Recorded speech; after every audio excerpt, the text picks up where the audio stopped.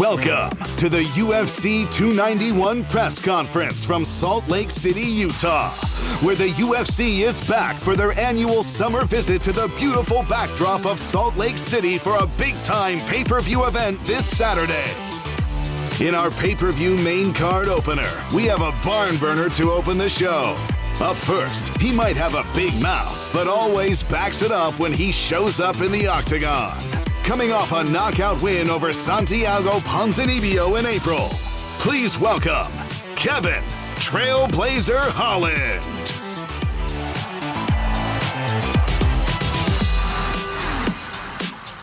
He'll be facing a staple of the welterweight top 15. 10 of his 16 career wins have come by way of submission. The winner of season 15 of The Ultimate Fighter, making his 18th walk to the UFC octagon. Please put your hands together for Spokane, Washington's own Michael Maverick Chiesa.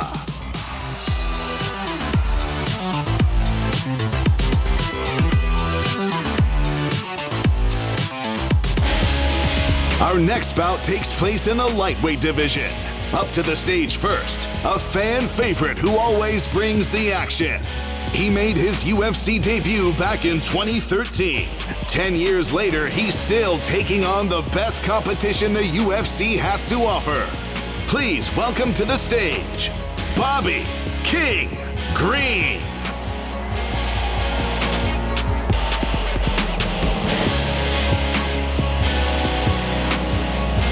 And his opponent, a fighter who needs no introduction. The definition of a finisher with 20 stoppages in 25 career victories. He is the holder of the longest win streak in UFC lightweight history. He's a former interim UFC lightweight champion. Here is Tony El Cucuy Ferguson.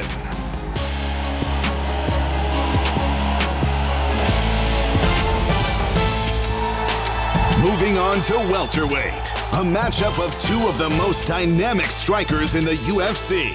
Up first to the stage, looking to run his welterweight winning streak to 6, the Brazilian high flyer, Michel Pereira.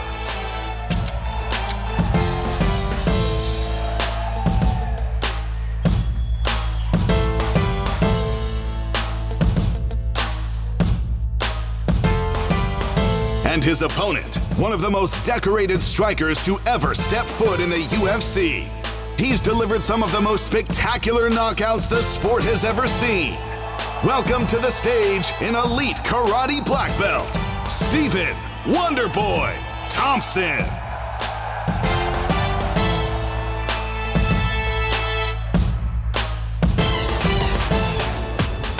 And now, moving into the massive stakes in our co-main event.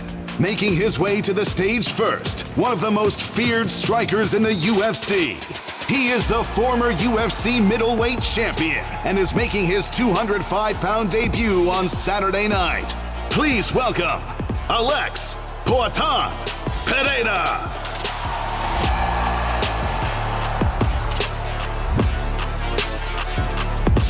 He takes on Polish power personified, the former light heavyweight champion who has 9 wins by knockout, 9 wins by submission, and is ready to reclaim his 205-pound title. This is Jan Blachowicz.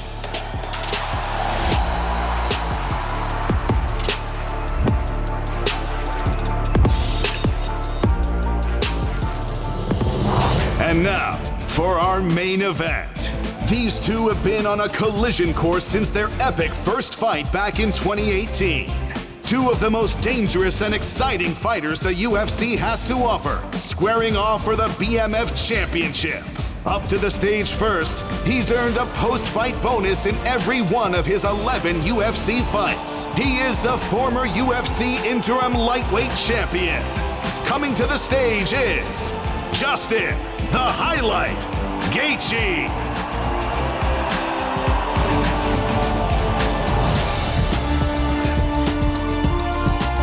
And His dance partner on Saturday has the accolades to match. Also a former UFC interim lightweight champion. He's tied for the most knockouts in UFC lightweight history. He is the pride of Lafayette, Louisiana. Ladies and gentlemen, please welcome UFC superstar, Dustin the Diamond Poirier.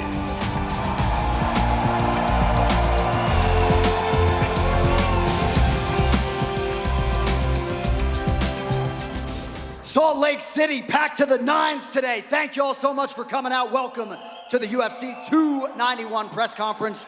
As many of you know, it all goes down live on pay-per-view this Saturday from Delta Center. UFC 291, Poirier versus Gaethje 2.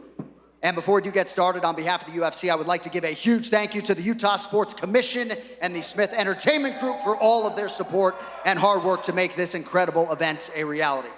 All right, who has the first question? John Morgan. Start with Dustin Poirier, please. Let's go. Dustin, I know you've had tremendous success in rematches throughout your career, so I'm just wondering what you attribute that to. Why have you been so successful the second time you get in there with guys? It depends how close together they are, you know? We fought 5 years ago. Me and my team, this whole camp, we went about this like it was a new fight. We watched the first fight between me and him when I first got to camp, and I haven't seen it since. You know, this is a new fight. That said, how much of a mental edge do you think you have, right? Because, I mean, you've been in there once before, and you were the guy that got your hand raised. So how much of a mental edge does that provide for you?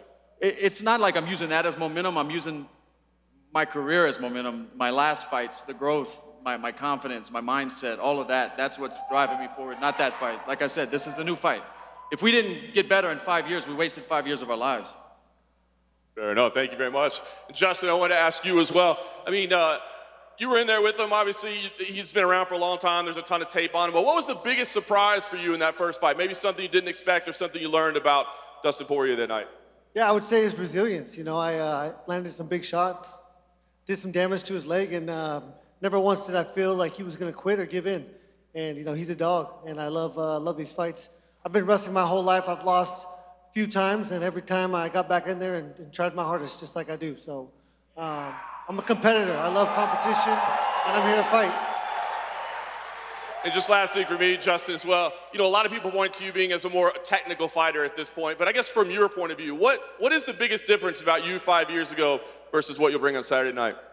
Yeah, I would say age, you know. I grew up, a lot of he was my third fight in the UFC. You know, a fight is a fight, but, you know, being in that arena, look at all these people here right now. Like, this is crazy. This is awesome. It's a whole different ballgame, you know, staying in control of your emotions, not getting caught up in the lights and the crowd and the noise. All of that, you know, doesn't need to be a factor when I get in there. And I used to try to thrive off of that, but, you know, I really try to keep calm, stay focused, and, you know, ultimately it's being patient. I cause damage every time I hit somebody, so I got to wait for that right shot. Questions for Jan Blachowicz in the back right here. Nice hat, by the way. Obviously, Thank you. In the past, you've been the one the UFC has turned to welcome these middleweights to the light heavyweight division, like Luke Rockhold, Jacare, and Israel. So I'm curious, when you see Alex and what he brings to the table, is there anything different from your past middleweights that you fought at the light heavyweight division? I don't know.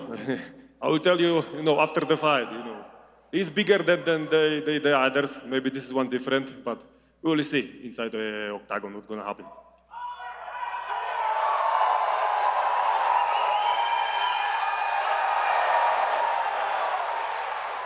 Questions for Alex. When you see Jan's past fight, he's obviously had a lot of success against middleweights coming up. You obviously, like he said, are bigger than them. So I'm curious, what do you see from Jan's game that maybe other middleweights haven't been able to take advantage of? Pergunta para o Alex. Ele, como eu já mencionei, já recepcionou muitos médios vindo para o meio pesado. Que diferença? Ele falou, você é um cara maior do que ele está acostumado.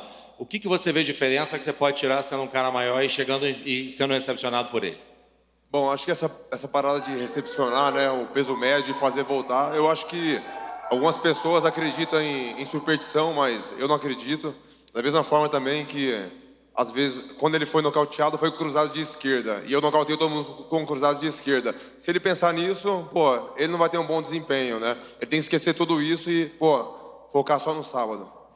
This thing about welcoming the middleweights to the division. I mean, I don't believe in superstition. I don't believe he should believe in superstition as well. Just like Every time he got knocked out, it was with a left cross. Every time I knock anybody out, it's with a left cross. If you think about it, you're not going to fight. So let's focus on Saturday. That's what you need to focus on. One more for both Jan and Alex. Jan, I'll start with you. Obviously, Jamal Hill has vacated the belt, so I'm curious, do you view this as the #1 contender fight for a possible fight for a vacant title? Of course, after Saturday, I'm going to be next fighter for the title shot. I believe in that. Same questions for Alex. Pergunta novamente, depois da lesão contra o Jamal Hill, imagina-se que o vencedor dessa luta lute pelo cinturão. É isso que espera também? Com certeza, né? Tá tudo certo já. Porra, quero fazer essa luta, meu foco é essa luta. E mais, com certeza, vamos para a próxima, ganhando essa cinturão. Surely the focus, I mean, everything's pretty much, the writing's on the wall. Obviously, my focus is on this fight, but winning this fight, let's go for the championship. It's a question for Bobby Green. Bobby, a lot of people are talking about how unusual Tony is when he fights, but you're pretty unique in there yourself. Do you think people are overlooking how unorthodox you fight? Man, so all I want to say is, it's going to be the shit. It's going to be the shit. I can't tell you how everything's going to go, but it's going down. That's all I can tell you. Yesterday at the media day, Tony said that you texted him on Father's Day and he didn't really appreciate it. And then at the hotel, he ran into you and you kind of had a different energy and even looked like you saw death. Can you give us your version of that run-in? I know. I don't know what's wrong with him. He was right. He said this. He said, I was confused. Because why? I didn't even know I had him in my phone. So I see him in my phone, I'm like, El Kukui. Oh, okay. I said, let me see if it's really him. I'm like, hey, is this El Kukui? He's like, Happy Father's Day. I'm like, is this your opponent? You sure you know it's me? And it's like, he didn't say nothing after that. So I said, Happy Father's Day to you too. So I don't know what he's talking about, confusion or fear. He said he saw fear in my eyes. You better look again. And for you, Tony, you faced the best of the best at lightweight. Bobby's been around for a while. How do you view his skills in comparison to some of the other men you fought? He's a great fighter. He's the one that signed on the dotted line. We have a fight here at UFC 291. You guys are in for a fight. I have not much to say, man. I'm not here to fucking entertain. I'm here to fight. He said you should look again. I just want to clarify, you do believe you saw fear in his eyes yesterday? Yep. Get the fuck out of here. You're blind. That's your problem now. You need to take them goddamn sunglasses off before you trip over a cord. Oh, Bobby, you're gonna get it. For Michael Chiesa. Mike, I know you said yesterday it doesn't really feel like you've been gone that long and you're right at home, but being up here, having this energy of the press conference, does it bring up any extra nerves or anything? No, it doesn't bring up extra nerves. I'm just excited to be a part of the events. I love being on big cards. I've been doing this a long time. I feel like the bigger the stage, the brighter the lights, the better I perform. I got a game opponent. I got a great crowd. I'm excited to put on a show in Salt Lake City. And for Kevin Holland, Kevin, you told us yesterday you were going to wear your BMF ring to the press conference here. Were you able to get it on? It's hard to see. Of course. What do you just think of welcoming Mike back? He's obviously been gone for a while. Are you expecting any evolution from him, a different fighter than what you've seen in the past? Yeah, I think Mike should have a little bit better striking. He's been sitting down for a long time, but I'm just curious to see if he can make it through the weight cut with that bad back. Shouldn't be hard. And for Alex Pereira, you've obviously been fighting at 185, where the night before the weight cut, making weight tomorrow morning. How different do you feel right now compared to cutting down to 185? Pergunta para o Alex, você estava acostumado a lutar 185 e agora as coisas são diferentes. A noite anterior à luta, o quão diferente você se sente a lutar em 205? Bom, vai ser uma luta diferente, mas os meus treinos são o mesmo, né? Pô, treinando com o Glover Teixeira, pô, um cara pesado, experiente, né? Pô, quem melhor do que o Glover Teixeira para me treinar? Então acho que estou fazendo a coisa certa, né? E como eu falo, sábado vai ser um grande dia. I mean, everything all right. For me to fight, it doesn't change anything. It doesn't change the training. I mean, I'm training with Glover Teixeira. What better guy to get me prepared for this than fighting with Glover Teixeira? As I said, Saturday, it's going to be a great day. And for Dustin and Justin, a lot of talk about the BMF title. It's finally sitting there just a couple feet in front of you. Does that bring any more excitement, or would you just think now that you've had an in-person look, Justin, you can start? I still can't see it, but I've seen it on TV, and it's beautiful. It's going to look great on the wall. This does a lot for our legacy. We all dream of creating a legacy that will live on forever. So this is part of that. This is a huge statement. Yeah, that's what it is. This is a legacy fight. And we have one of these sitting in my gym, and this one's going right next to it, man. And just one more for you, Dustin. You know, around all your fights, you like to put a charity goal with the Good Fight Foundation. Can you just tell us a little about what you're doing with this fight? Yeah, I fly home Monday. 2 days after that, on Wednesday in Lafayette, Louisiana, we have our annual backpack and school drive pickup. So families in need, we'll be handing out food, backpacks filled with school supplies for the year. Me and the Good Fight Foundation. And this is the first time I wasn't home. I was in training camp during the process of breaking down all the school supplies and packing the backpacks. And I know that takes days and days to do because I've done it a few times. And I just want to thank to everyone who lended their time and sweat in that warehouse and packed those backpacks for all the kids. Thank you. Question for Dustin Poirier over here. You said yesterday at the media day, you said after the first fight with Justin Gaethje, you guys were sitting together at a pay-per-view, and you said to him, hey man, I don't know if I want to do that again. Can you just go through the mindset? Like, what goes through your mind when you're like, you know what, I'm going to flip that switch, and I'm going to tell myself, hey, I want to take this fight again, let's go do that. Yeah, when I was sitting by him and I said that, the fight hadn't been offered, I didn't think that was the next fight or that was going to happen. And when my phone rang and they said, it's Justin, I felt those butterflies and I said, we got to do it, you know? That's what that was. And question actually for John Anik. You've been able to kind of host a lot of big pay-per-views. It was, you know, I got kind of hyped up when you were at the Kamaru Usman and Leon Edwards one. I want to get your thoughts on this card and kind of hype it up in the fashion that only, you know, John Anik can do.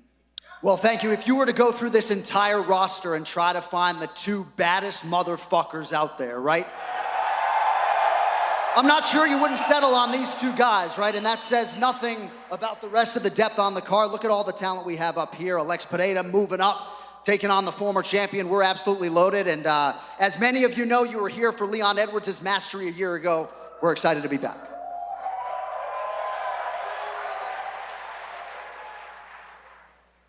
Potan, a gente viu uma recente amizade improvável sua com o Sean Strickland, vocês lutaram antes. E me fala um pouco mais sobre essa amizade. Ele chegou a te ajudar para esse treino específico? Que tipo de ajuda que ele te deu para enfrentar o Ian? E você pretende treinar mais com ele no futuro? A gente pode até ver, de repente, você ajudando ele, caso ele lute com o Adesanya? Alex, recently we've seen an improbable friendship between you and Sean Strickland. Tell me about a little bit more this whole training with him. Is it going to continue? And could we see you maybe helping him as he fights Israel? I don't know.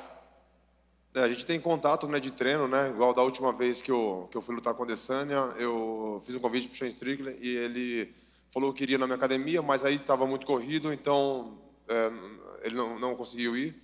Mas depois, essa próxima luta dele, ele me contactou e falou, pô, teria interesse e tal. Pô, a gente chegou, treinamos junto, foi um treinão, né, um cara, pô, bacana. E é isso, né? Rolando essa luta dele aí agora, a gente já conversou algumas coisas e, pô, provavelmente ele vai lá para a academia para estar treinando junto. This is a guy that actually, I did invite him. I did call him up before fighting Adesanya. He couldn't, but eventually he was able to. Actually, this past fight, ever since, after his last fight, he contacted me, came into the gym. We had a banging session. We had a great workout, and I think we're going to do this again. And I think he's going to come down to the gym, and in the future, we're going to continue to train.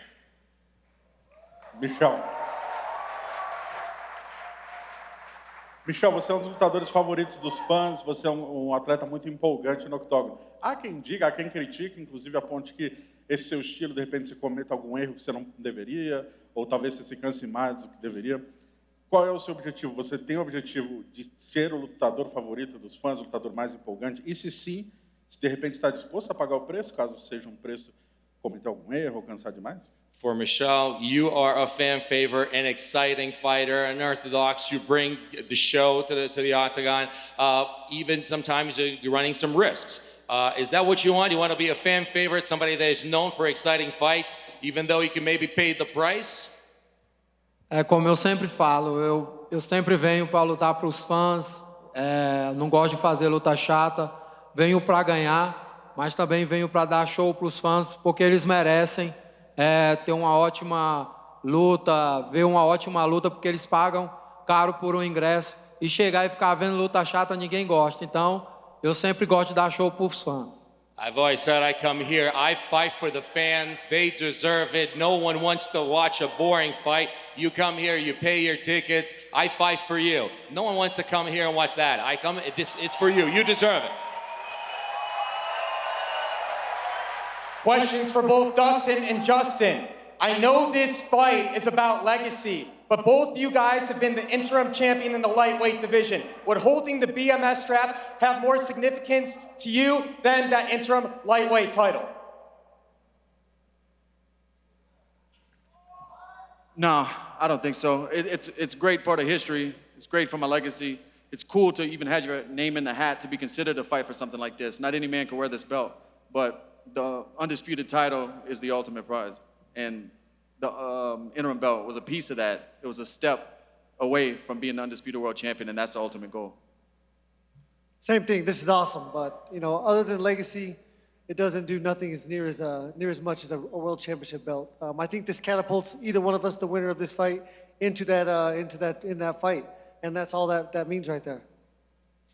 Question for Wonder Boy. I have to ask you. This is the second time we got the BMF belt. When are they going to get the NMF belt? You'd be right there, right for that belt. Now you're talking. We need to have an NMF title belt. I mean, I don't know what's going on. But no, these guys are awesome, bro. I mean, I'm up here with the baddest dudes in the world and have the nicest guy out here with them. I mean, you can't ask for more. So I appreciate everybody coming out and all the fans out there. It's going to be awesome, action-packed. I can't wait for you guys to tune in and watch. And final question for John Anik. Just touch on this. It was nearly a year ago. You had the most iconic call to date. What is the significance of the Delta Center for you and your career, and how do you replicate that Saturday evening? Well, thank you, buddy. We're glad it's the Delta Center again, right? They keep changing the name on this building, but those of us that grew up watching John Stockton and Karl Malone, we're excited to call this live event in the Delta Center. I understand there's a shrine for Leon Edwards that's been established, so we're excited to check that out, but dude, there's nothing like a UFC pay-per-view, right? There's the Super Bowl, and then our 14 pay-per-views of the year, and a couple more sleep, Schmo. My question is for King Green. You said yesterday that one of your goals was to win over the Utah crowd. How do you plan on doing that?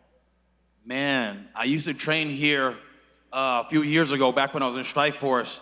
So Utah's given me so much. They've given me, being around the people, all the love I've gotten, all the people I've got to train with here. I'm actually this is my second home away from home, so I love Utah. Thank you so much for having me. My second question is for Tony. Tony, for most of your career, you were the BMF, so do you need to be fighting for that title one day? No, fuck no, dude. I fight for the real title. I got 5 fights in the title. Bobby's the first step right here this week. I'm gonna go out there, I'm gonna finish in my fucking style. So thank you very much. All right, folks, I think that is it. Last call, that's gonna do it. We are gonna have Mick Maynard up here and stare these athletes down, but before we do that, I wanna show you this, a closer look at Justin Gaethje and Dustin Poirier in advance of Saturday night.